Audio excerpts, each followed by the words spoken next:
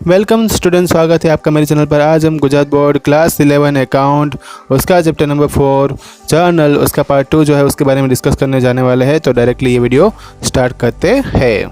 पहली स्लाइड में यहाँ पे आ रहा है कंबाइन जर्नल एंट्री। जनरली तो अकाउंटिंग ट्रांजैक्शन में ऐसा होता है कि सेपरेट जर्नल एंट्री ही पास होती है, लेकिन कभी कभी ऐसा हो जाता है कि डेबिट या तो क्रेडिट जो है वो एक ही दिन में बहुत बार होता है और एक ही दिन में सभी एंट्री को अलग अलग कंसिडर करने की जगह हम एक ही साथ ये एंट्री पास करते हैं, तो इसको बोलते हैं कंबाइन जर्नल एंट्री। जब दो या दो से ज़्यादा अकाउंट एक दूसरे के साथ एसोसिएट होते हैं तब उसमें कंबाइन जर्नल एंट्री जो है वो पास करनी पड़ती है। जैसे कि यहाँ पे एग्जांपल दिया हुआ है कि 15 जनवरी को 2015 में वेजेस के लिए 300, सैलरी में 2000 और टेलीफोन बिल जो है 500 का पे किया था। तो इसको अगर इलस्ट्रेशन के द्वारा यहाँ पे समझते हैं, जिससे तुम्हें ये कंबाइन जर्नल एंट्री हो कैसे यहाँ पे उसको लिख सकते हैं उसके बारे में पता चलेगा। तो यहाँ पे सेपरेट फॉर्म में अगर हम लिखेंगे तो यहाँ पे सेपरेट फॉर्म में ये स्लाइड बताई गई है कि वेजेस अकाउंट जो है उसमें 300 डेबिट हो रहे हैं, कैश अकाउंट में क्रेडिट हो रहे हैं, और यहाँ पे सैलरी अकाउंट में से 2000 डेबिट हो रहा है, कैश अकाउंट में क्रेडिट हो रहे हैं क्योंकि कैश जो है goes out from the business. और दूसरा है कि यहाँ पे टेलीफोन बिल जो है डेबिट होगा उस 500 रुपीज़ और cash goes out from the business, मतलब 500 रुपीज़ क्रेडिट होगा वो कैश अकाउंट में होगा। तो यहाँ पे इस तरह से थोड़ा लंबा अकाउंट देखने को मिल रहा है। इसी चीज़ को हम अगर इस तरह से लिखते हैं जैसे यहाँ पे बताया गया है इस स्लाइड में, तो भी ये दोनों बात एक ही होती है।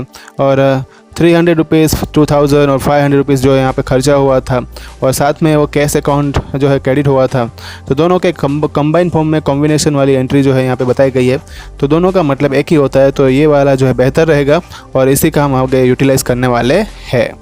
हम डायरेक्टली इलस्ट्रेशन 3 देखेंगे। यहाँ पे अजय ने जो है का बिज़नेस स्टार्ट किया है, अवध एंटरप्राइज नाम उसका बिज़नेस का है। उसके बारे में जर्नल एंट्री जो है जुलाई 2014 से स्टार्ट हो रही है। हम डायरेक्टली यहाँ पे आंसर पे फोकसिंग करेंगे। हमें एक बात यहाँ पे याद रखनी है कि जो भी जर्नल एंट्री जो है यहाँ पे अवध एंटरप्राइज़ के ऊपर पहले हेडिंग डालना ज़रूरी है। Date, particular, ledger folio account, ledger folio number जो है डेबिट, क्रेडिट, वो सब कुछ लिखना ज़रूरी है। पहले हम डेबिट के बारे में बात करते हैं, मतलब DR से बताएंगे। क्रेडिट के लिए CR लिखना ज़रूरी नहीं है। ये सभी उसके रूल्स है, वो याद रखने हैं। अजय जो यहाँ पे 50,000 कैश में लाके पैसे को बिज़नेस को कमर्शियल मतलब शुरुआत कर रहा है, तो यहाँ पे पहले तो कैश अकाउंट जो है वो कहीं से रोकड़ा ला के कर रहा है, मतलब कि पैसे यहाँ पे कैश अकाउंट से डेबिट हो गए एंड क्रेडिट द गिवर। तो यहाँ पे गिवर कौन है, यहाँ पे अपना कैपिटल अकाउंट, उसमें ये पैसे जो है कंसिडर हो गए, मतलब कैपिटल अकाउंट यहाँ पे क्रेडिट होगा। Debit the receiver, credit the giver, ये वाली जो बात है यहाँ पे वो याद रखनी है। दूसरी एंट्री यहाँ पे brought the goods of 10,000, furniture 2,000 and debtors of 3,000 in business. तो ये सभी टोटल खर्चा ही हो रहा है बिजनेस के अंदर। तो सभी के बारे में बात करते हैं। गुड्स अकाउंट में 10,000 डेबिट होगा, फर्नीचर अकाउंट से भी 2,000 डेबिट होगा, डेब्टर्स को 30,000 दे रहे तो भी डेबिट होगा, और कैपिटल अकाउंट जो है उसमें ये कंसिडर होगा, मतलब टोटल काउंट होगा 42,000।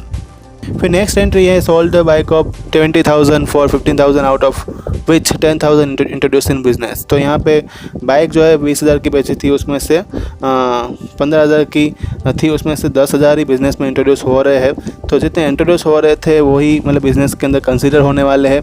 तो वो कैश जो है हमें मिलेंगे, तो कैश के फॉर्म में यहाँ पे वो डेबिट द रिसीवर जो रिसीव हो रहे थे उसमें से 10,000 रिसीव हो गए और कैपिटल अकाउंट में वो जाने वाले हैं, मतलब कि 10,000 कैपिटल अकाउंट में क्रेडिट होगा।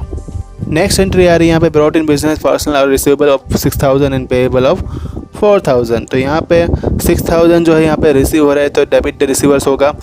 फिर दूसरा है कि यहाँ पे 4,000 में पे किए हैं जो किसी मतलब क्रेडिटर को हमें देने पड़े, तो यहाँ पे जो अब कैपिटल अकाउंट बनेगा जो डेबिटर्स और क्रेडिटर के हिसाब से, तो वो बनेगा 2,000 का, दोनों का गैप है। तो कैपिटल अकाउंट में ज़्यादा जो रिसीव हो रहे हैं वो ज़्यादा हो रहे थे, इसलिए 2,000 हम क्रेडिट टू द गिवर, मतलब यहाँ पे 2,000 अपने इंट्रोड्यूस होगा बिजनेस के अंदर, वो किसके खाते में जाएंगे, कैपिटल अकाउंट में जाएंगे।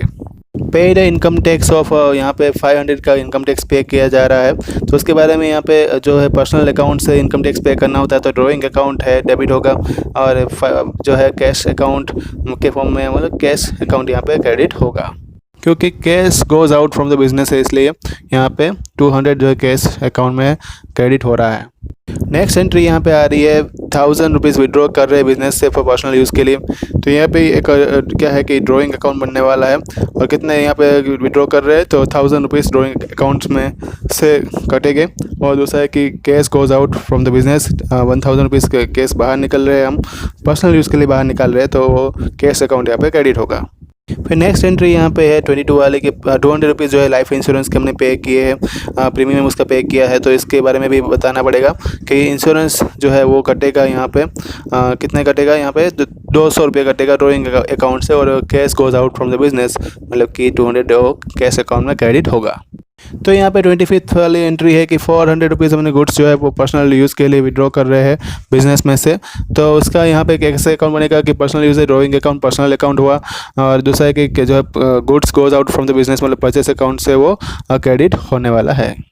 लास्ट एंट्री यहाँ पे कॉलेज ट्यूशन फीस जो है सन के लिए पे किए 500 रुपीज़, तो बिजनेस से पे किए तो पर्सनल अकाउंट में से डेबिट होगा, ड्राइंग अकाउंट लिखेंगे और cash goes out from the business मतलब 500 कैश अकाउंट से क्रेडिट होगा।